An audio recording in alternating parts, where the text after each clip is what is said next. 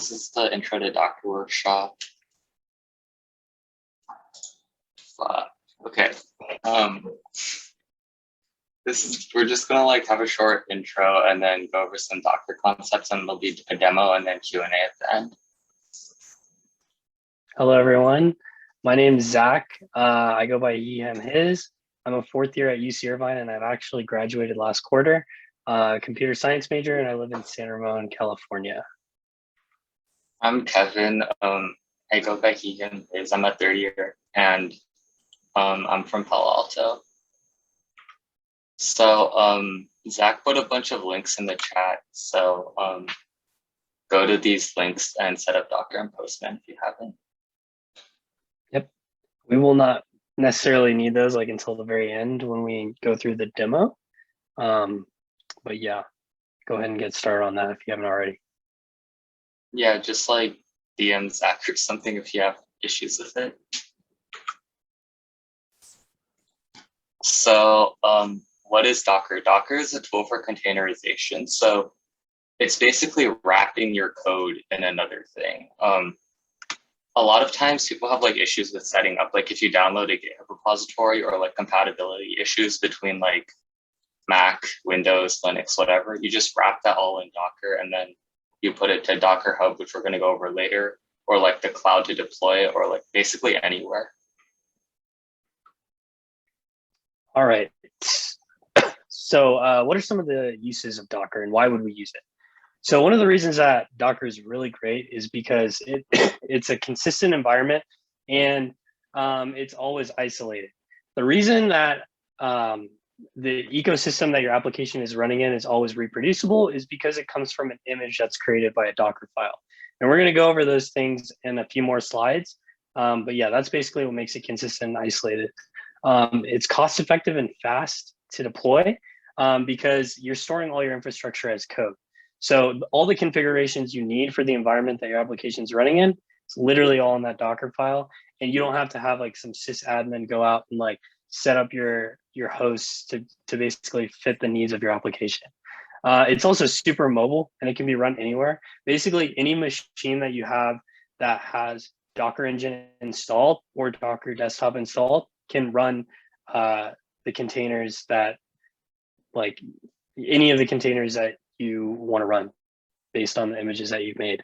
It's repeatable and easy to automate.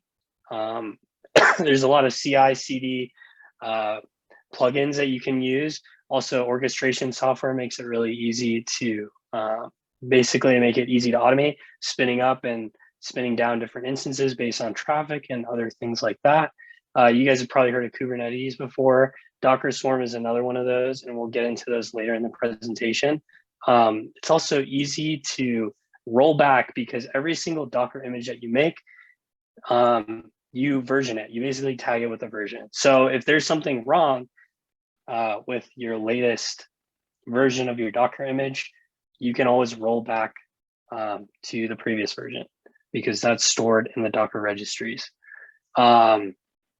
And like I already touched on before, infrastructure is code. You're basically putting all the configuration for the environment of your application to a file that you can easily change and check into source control. So really good there. So yeah. Yeah, so these are some random high quality memes that we found about Docker.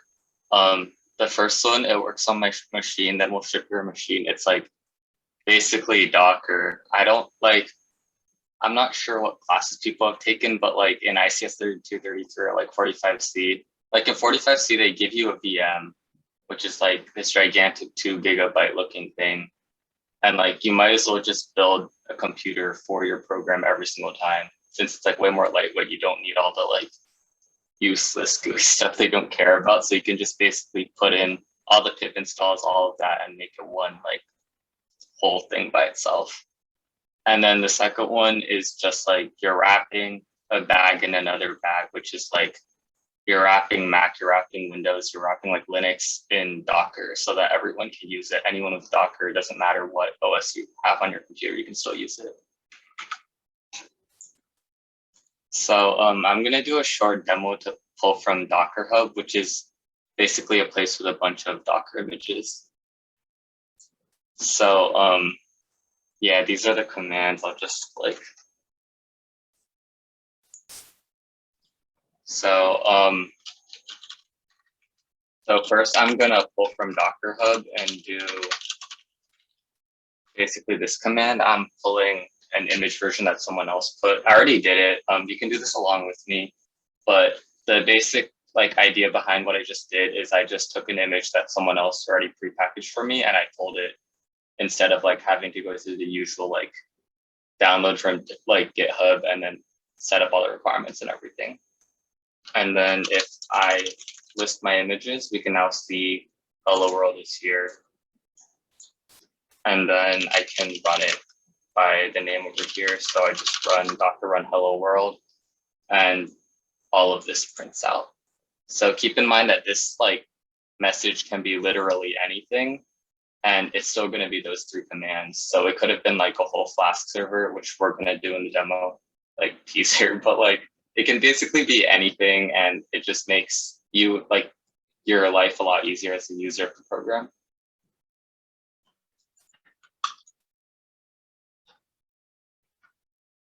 So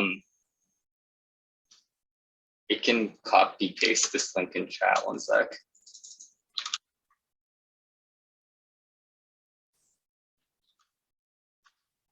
So if we go to this link, wait, okay, pretend you didn't see that.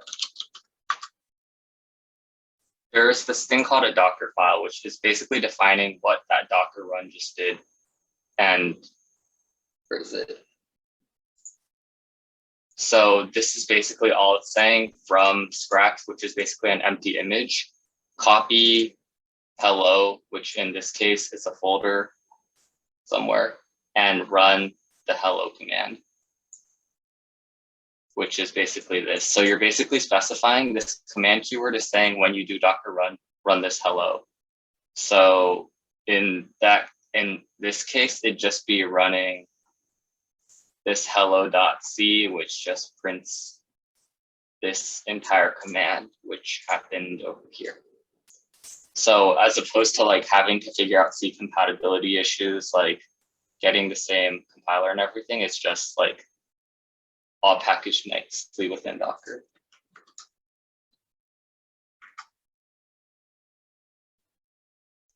All right, so building off of kind of like what Kevin was talking about, what is an image? So he showed you the Docker file, and he also showed you Docker registry or Docker Hub, which is a registry of images. It's kind of like GitHub, except it's for images.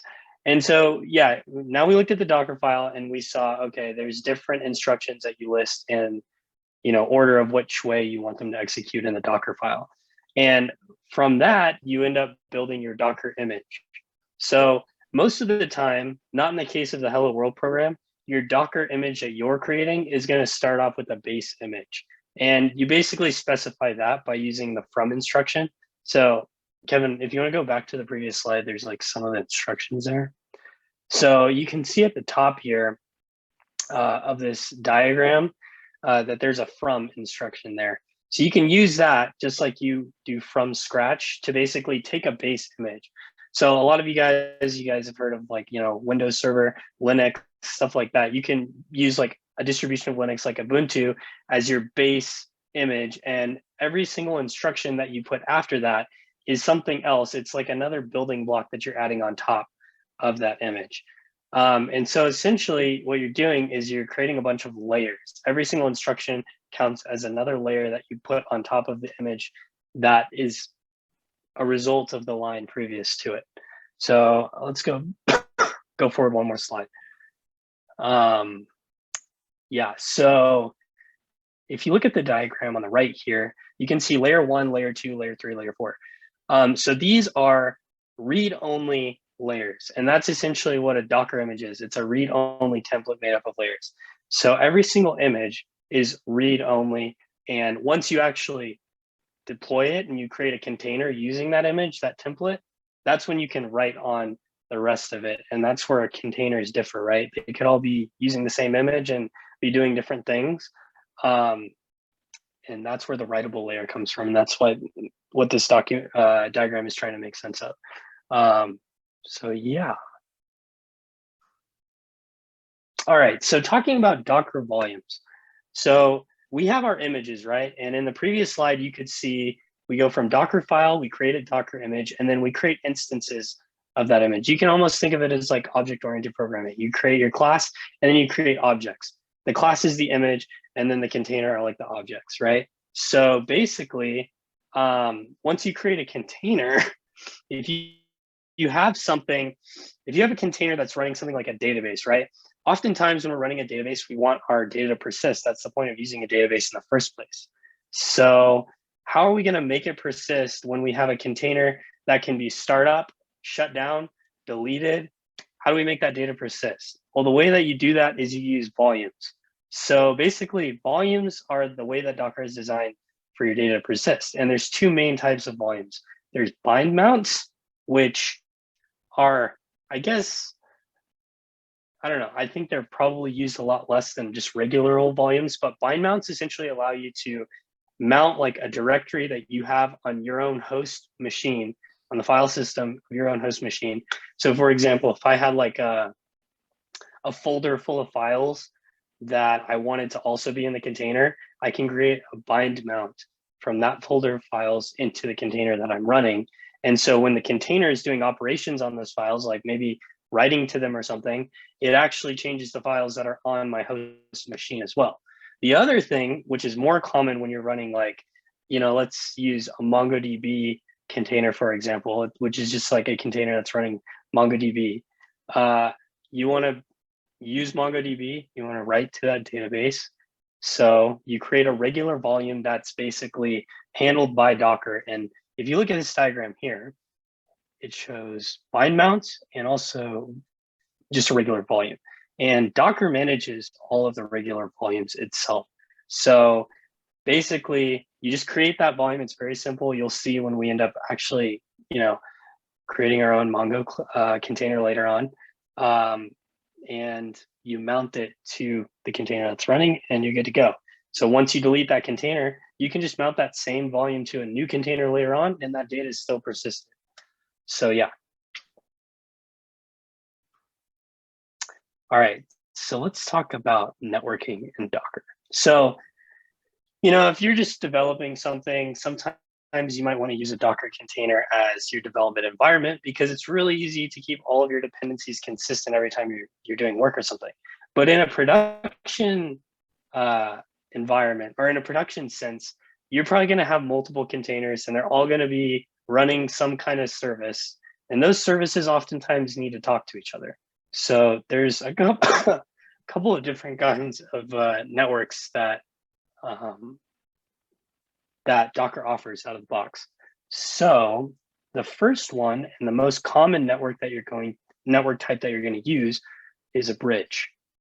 And basically, let's say you have, and we're going to use like our example of what we're doing later on for this. We're going to have a container that's running our MongoDB database in it, and then we're going to have another container that's running our Flask application. So if we want our Flask application to be able to talk to the container that's running the database in it, we have to basically put them within the same network. And so that network is called a bridge network. That's what we're going to use. And it allows containers that are on the same host device, which is going to be your laptop, to talk to each other. But it doesn't allow anything outside of that network to talk to your containers in there. So those containers are still isolated from everything outside of that network that's managed by Docker Engine, or in this case, Docker Desktop if you have a Mac or Windows. The other kind of network is host network. And basically what that does is it'll take all the containers that you're running, and let's say, you have your Flask app and that one's listening on port 80, and you've got your MongoDB app in one container. I think that one listens on port 2771 or something like that. You can basically use the host network for both of those, and it's automatically going to bind and publish those ports to your local network interface, or I think it would be EN0 or something like that on your local machine. And then that would basically allow any types of requests or anything that you're trying to communicate to either of those containers to talk to them, as long as those containers have explicitly said they want to expose those ports and listen on those ports. The last network we're going to talk about is an overlay network. Sorry about that. And we're not going to really cover that too much today, but essentially, like if you have a big cluster of servers and they're all running Docker, you're probably going to want those containers that are on all of those servers to be able to talk to, you know, a container that's on another host or a server somewhere else.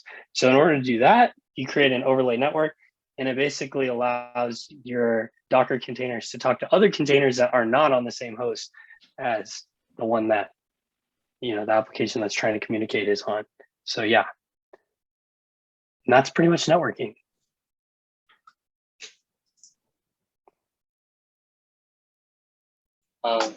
So what's the difference between Docker and VMs? So this graph is kind of showing how containers are like built off of the like operating system container engine kind of thing, while virtual machines literally like a computer within your computer. Like there's all the heavy lifting like Mac OS, whatever. And then like containers, like we said earlier, it's literally made to run your program. So it's like way more lightweight, reproducible. Everything's like way easier. I mean, not like easier, but like easier to use.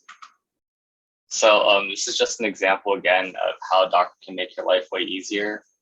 Rather than having to like pip install and celery run and like start pretty much everything you would normally need to do, you can just like Docker pull, Docker run, and it just gets rid of all of the normal Linux commands that like you could do, but it'd probably be a pain to do it.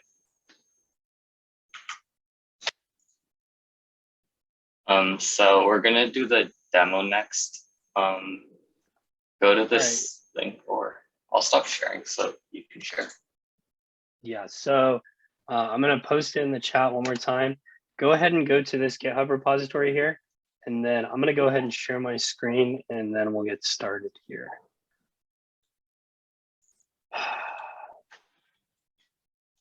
All right, cool. Hopefully you guys can all see my terminal here.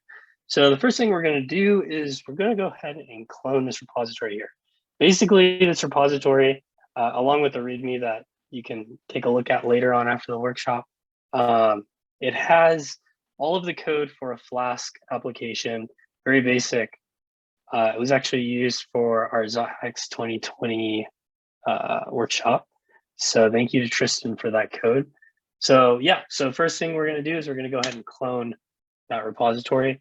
You can find that by clicking on the code. It's like a green box up at the top, and copying that link there, and you just get clone and do it. Cool. So the next thing we're going to go ahead and do is open up our repository in our favorite editor. So yeah, I'm going to have to switch here to share that screen.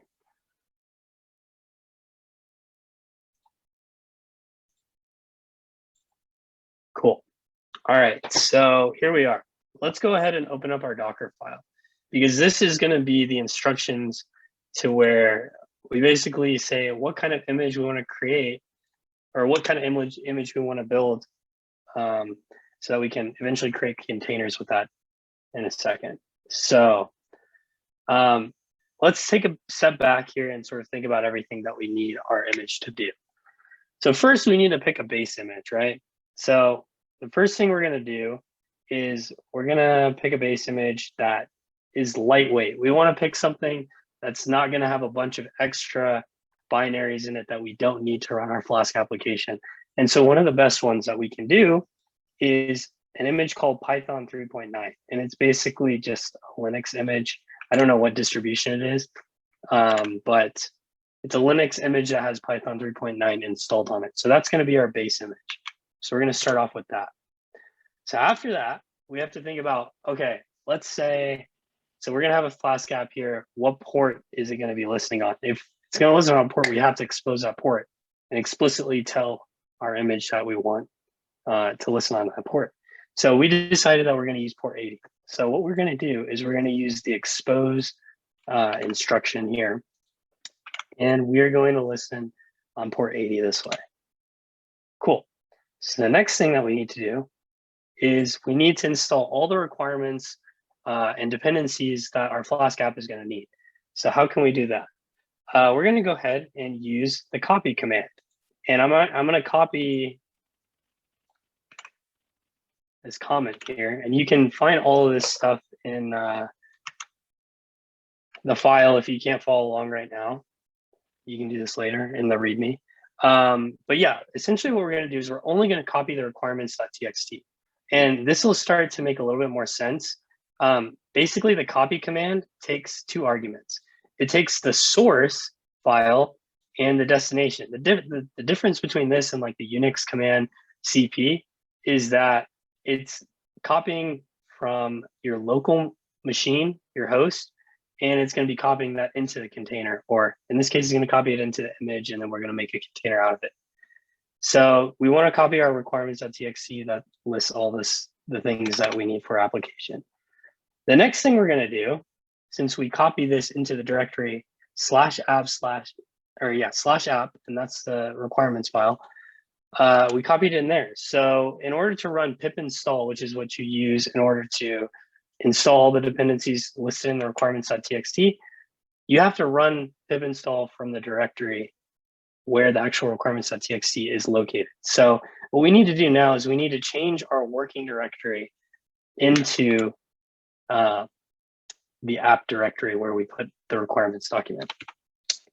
All right, so now that we're in the app directory, we can go ahead and run pip install and install all the dependencies that we need. Cool. So the run command, it literally takes like anything that you would pass to the shell, and it will run that to create the image, to add on to the image, to add another layer.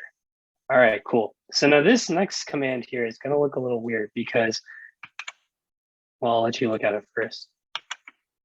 Okay, right here, we are copying the whole entire directory of our current directory here, which is literally everything, GIFs, resources, all this stuff. And we're copying it into the app directory, which you might say, isn't that going to recopy requirements.txt right back into app after we had already put it there? And yes, you are right about that. But there is a very specific reason for copying only requirements.txt up here. The way that Docker works when it's building an image is it uses caching to make sure that rebuilding an image later on is going to be faster. So if we copy the requirements.txt in, we know the requirements and all the dependencies that this application is going to need, it's probably not going to change that much throughout the development process. The one thing that is going to change is all of the code that we write, which is everything else inside of app. So if we put these here, right, these 3 lines, and we've already installed the dependencies all the way up until line 10 here, we know that as long as we keep those exact same dependencies and we never edit the requirements.txt document again, it's basically never going to have to rerun these previous lines, and it's going to save us a lot of time when we need to build the image later on. So yeah, that's exactly why we only copy that at the beginning and then we install. Okay, so the last line in our Docker file is essentially going to say, it's going to tell Docker when we spin up the container what it's supposed to do. So this is another like basic shell command here. We're going to use GNU Corn to basically as our web server to host this on port 80. So yeah, this is our image here. It creates a template that we're going to use to create a container later on. So all of this stuff is going to be stored in an image. And then when that image is used to run a container, this is the line that's going to run here. And pretty much like everything like this, like copy, similar kind of like idea to CP and Linux and Unix. Run, basically you're just passing a shell command there. And same thing with entry point. The only difference is you put quotation marks around every single argument and you separate them by commas. That's it. You can even do it this way if you want to. But yeah, that's how we write our Docker file. So the next thing we're going to do is we're going to build our image. All right, so we're going to open up the terminal here, and we're going to go ahead and do docker build. And we need to have a name for this image. We're going to call it learn docker backend. And I guess we need a tag. So this is usually where you put the version. You can do like 1.0.1 or whatever. We're just going to go ahead and do latest. So it just stores one version, and it doesn't basically store all the versions on your local machine. And then this dot here refers to the context. And so the context is basically the directory that you're currently in. I could set the context to anything I want. I could set it to my home directory. But when Docker packages everything up to send it to the Docker daemon to basically build your image, it goes ahead and looks at the argument that you pass at the very end for the context, and it says, this is the directory that has all the files that we're going to be either copying over or working on or putting in our image. So yeah, we're going to go ahead and do this. So this will usually take a second. Cool. Our image is built, and we can verify that by doing docker image ls. So as you can see, we have learn docker backend latest, and it was built 10 seconds ago, 911 megabytes. Cool. So the next thing we're going to do, I'm going to hop back over to the terminal since there's nothing we need to do in the editor anymore. The next thing we're going to go ahead and do is create a network, right? Like I said before, we're going to have a container that's running Mongo and a container that's running our Flask app. They both need to talk to each other. So we need to create a container, or we need to create a network for them to be able to talk to each other. So the way that we're going to go ahead and do that is we're going to use a Docker CLI, and we're going to pass this command, Docker network create, and we're going to call it hacknet.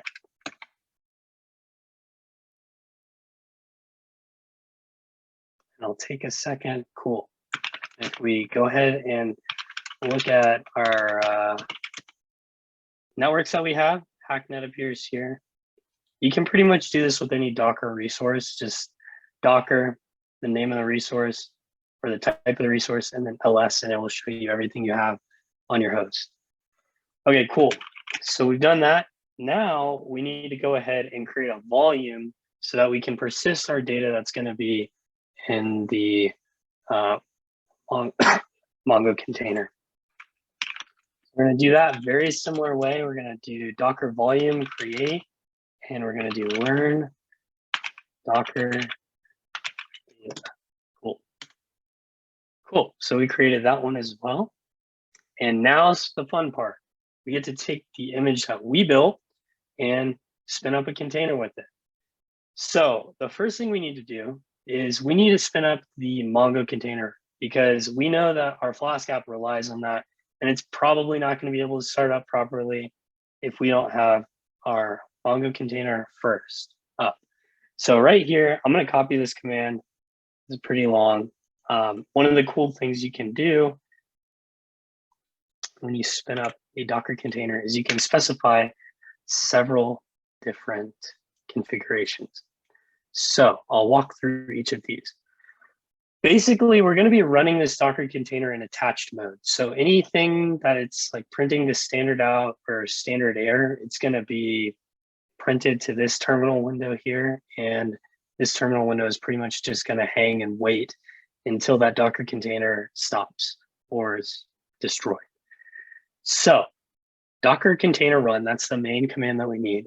And then the --rm basically means we're going to remove this container from the host when it stops. So basically cleans up everything from this container. We're going to name it Hack Mongo. By default, when you create a Docker container, it's going to give it a default name, and it's also going to give it a default container ID. But we want to make sure that we know the name of this container so that when we pass an environment variable to our Flask application, it knows exactly what the name, essentially like the IP address of this container is within our network that we've created. So yeah, that's one of the cool things about Docker. You can basically give a name to a container or to a surface or a service and use that as like the IP address. And if it's a service, you can use that service to load balance traffic between all the containers that are of that service type. So we're going to also want to connect it to the network that we created called HackNet, so that, you know, obviously we can talk to our Flask app, or a Flask app can talk to us. The next thing we're going to do is we're going to specify a volume. We've already created the volume called learn Docker data, and we want to mount it to this particular place in the file system of our Mongo container. This is basically where all the files are written for the Mongo database. And then last but not least, we specify our image type and our tag. See, the difference is here, we didn't create the Mongo image. This is actually going to get pulled from Docker Hub because it's one of the, like, I guess they call them like trusted images that are created by like the company MongoDB. They put their images up and anyone can use them as either a base image or they can just straight up spin them up into containers. And that's what we're doing here. So we didn't even have to build an image for this. So let's go ahead and start this up. So here you can just see like log data that's printed to standard out or standard air. And we're hanging right here. Our container is good to go. And we can verify that by doing Docker container ls. And we can see we have our Docker container here. And it's kind of hard to see with the way this printed out, but it's named Hack Mongo. Cool. So now we have that ready. Let's go ahead and spin up a container using the image that we actually wrote a Docker file for. I'm also going to copy this command. It's kind of long. All right. So you'll notice that a lot of the things here are the same. We got the --rm because we want to clean up after this container stop. We have connected it to the same network as before. The difference here is we have a -e argument. And we're passing this guy here, which is an environment variable. So one of the cool things is when you set up a Docker container, you can actually set a environment variable at the time of startup. And our application is expecting that there's going to be an environment variable called Mongo URI master. And that is going to be equal to hack Mongo, which is the name of our other container on the network, along with the port that it's listening on. And this is going to be the name of the collection that our database is going to be writing to. Now, the interesting thing here is we want to be able to communicate with our container and with our Flask app that's inside the container. So in order to do that, we're already in a network, right? That network is called HackNet. It's completely isolated. From our local machine, if we're not inside of a Docker container already, we cannot talk to port 80 on this container unless we're like already within the network. We're not. So what we have to do is we have to publish this port. So that's what this argument does. Port 5000, this is our port on our local internet, or our local network interface. We're gonna basically publish port 80 of this container onto 5000 of our local machine. So when we go to localhost 5000, it connects us to port 80 of this container. And that's basically the only way that we can communicate into that container based on the type of network that we decided to use, which is a bridge network. So last but not least, we have the learn Docker backend, which is the name of the image that we created. And we want to use the version labeled latest. So we're gonna go ahead and start this up. And hopefully it starts up perfectly. Cool, that looks good. We have a worker here with PID 8, and it looks like we're listening on port 80 of the container, which is published to port 5000 on the local machine. So now we want to make sure that this all is working properly.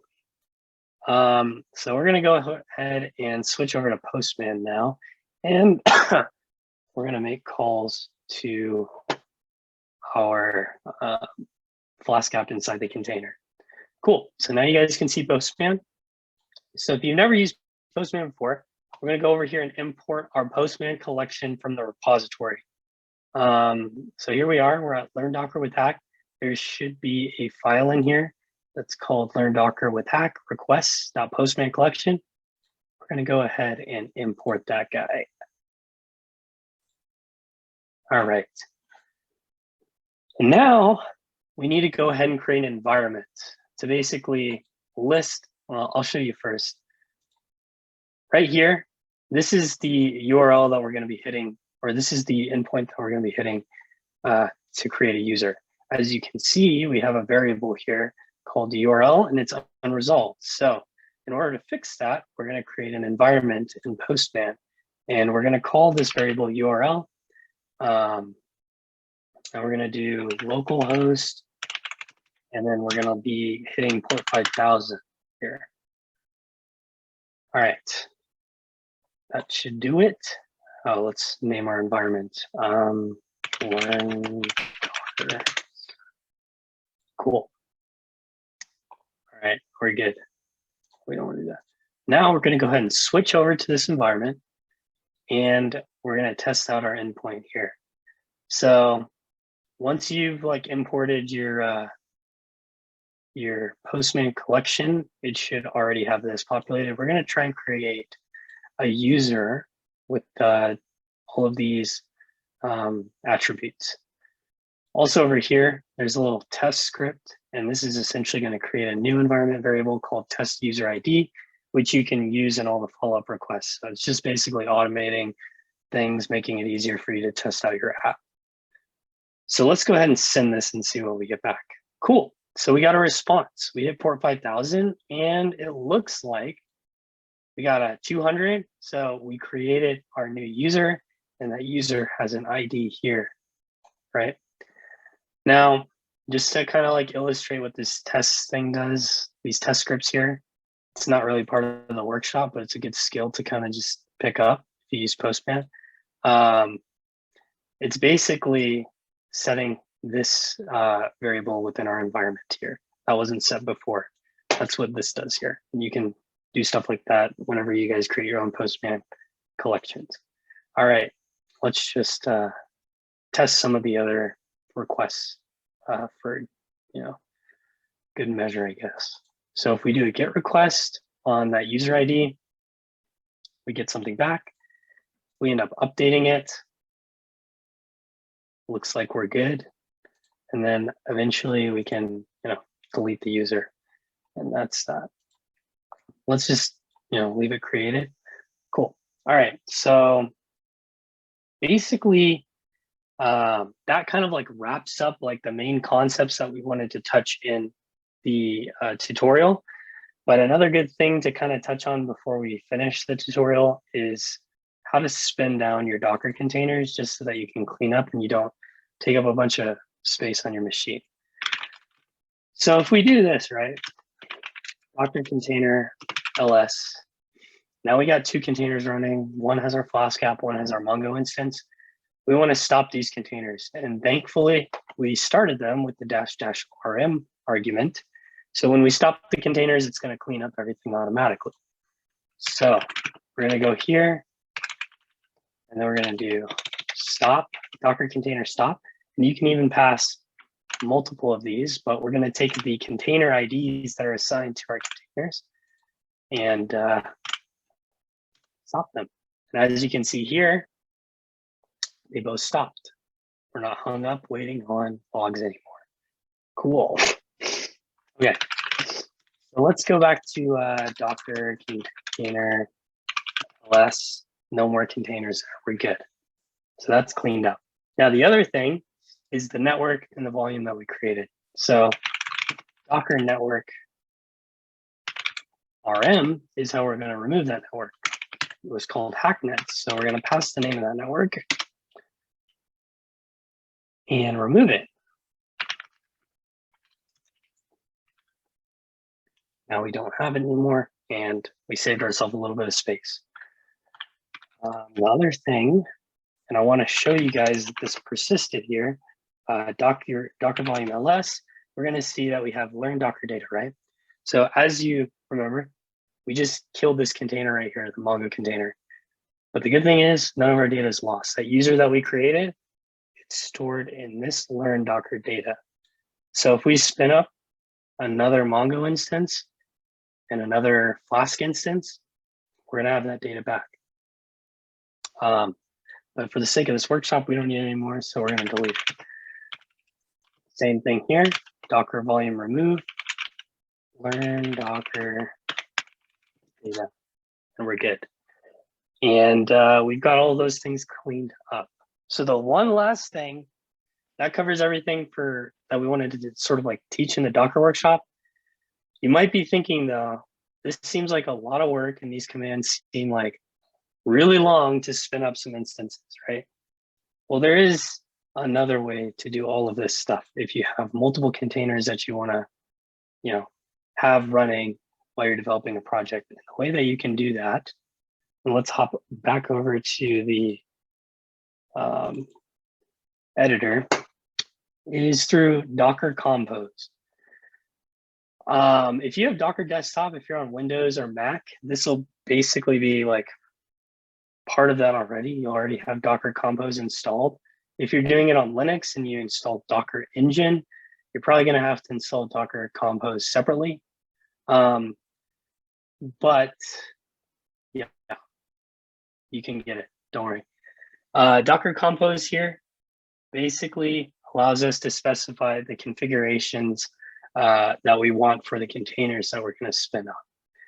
So here in our Docker Compose, it's a YAML file, and you guys can look more into this later on if you're interested in using Compose, but I just kind of wanted to give an example real quick of how it works. But basically, I have a service here called Hack Backend, a service here called HackDB, and I'm specifying all the same things that I did when I actually used the command Docker container run. I'm just doing it in a YAML file so that it's way easier when I want to spin up all these containers on the fly, just on my local machine. So Hack Backend here, I'm saying, all right, if I want to build it, the context is this current directory that this file, this compose file is in. I'm going to use the file Docker file in order to create the image. And I want to call this image learn Docker backend. The networks I want to have it connected to, Hacknet, environment variables I want to pass. It's going to be, this guy with Hack Mongo, which is, I think it might actually have to be called HackDB here, since that's what we're calling our service.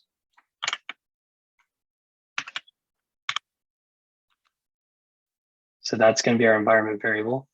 We want to publish port 80 to 5000 on our machine.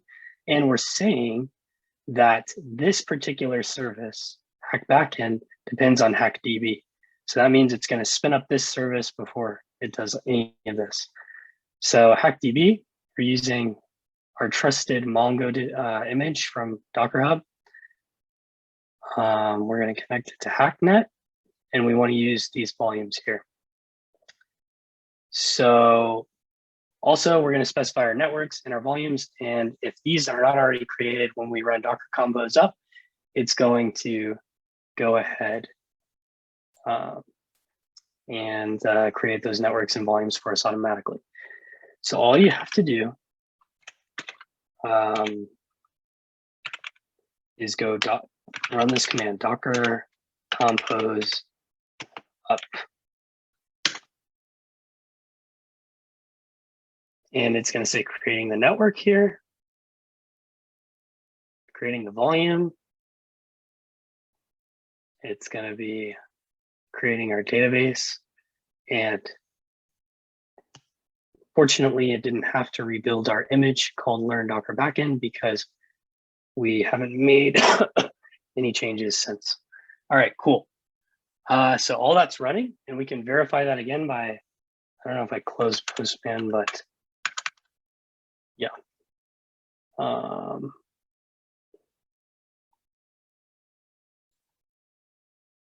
We can verify that by running this command here again, and we get a response to 100. So we're good to go. And all we have to do, if we want to bring this down is run the simple command. Let's open a new terminal here. We're just going to run docker compose down. And we've stopped all our containers and we're good to go. So yeah, that's pretty much it for the demo.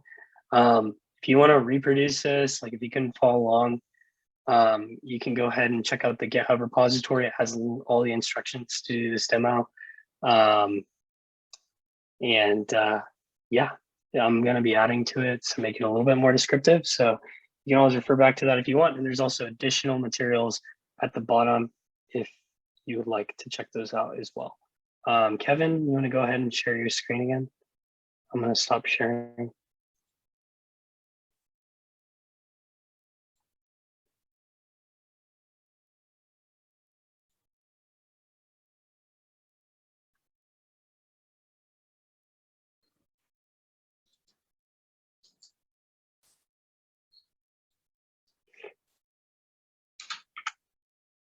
All right. So the last thing we're just going to touch on is like, what are things that Docker are used for? I'll explain like kind of like Docker Swarm and Kubernetes from a high level. Essentially, like you want to create a cluster that's comprised of nodes, and those nodes are a bunch of hosts that are all running Docker Engine. And you can use Kubernetes and Docker Swarm as orchestration softwares to basically manage those clusters and deploy whatever number of Docker containers you want on any of those hosts. And Kubernetes and Swarm, they basically take care of which host to put them on in order to be the most fault tolerant. They also handle like, you know, if one goes down, it'll spin back another one up. And you can configure Kubernetes and Swarm to do a lot more than that. But yeah, it's essentially what they're used for. Docker is just like, Docker containers are just a very basic unit for that. And that's what a lot of the big companies like Netflix and Google and all these companies use now to run all of their microservices and applications. Kevin, I don't know if you want to talk about like Jenkins and some other things.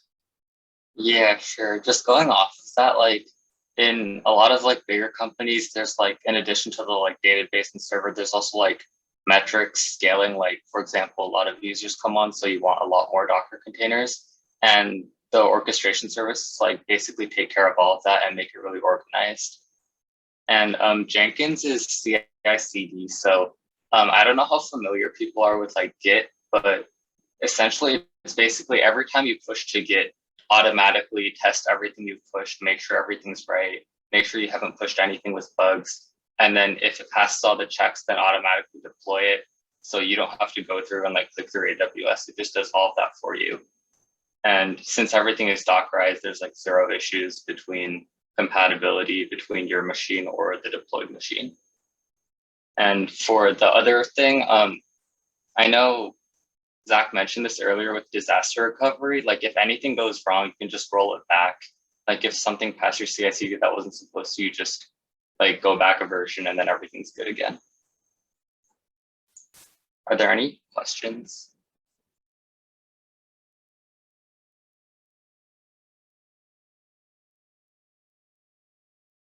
All right, I think we're good then.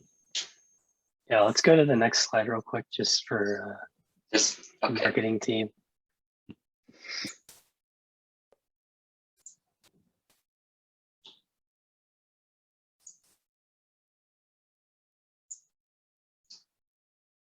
All right, and yeah, once again, thank you all for coming out to the workshop today. We really appreciate it, and we hope you learned something. Remember, there's still resources. We're going to post this recording. The slides are public. If you go to the GitHub repo, everything's there, so you can go back and kind of like review anything that you might have missed. On top of that, please go ahead and check out our club website if you haven't. It has all of our events up there. Probably the best place to stay informed of our upcoming events, though, is our newsletter and our Facebook page.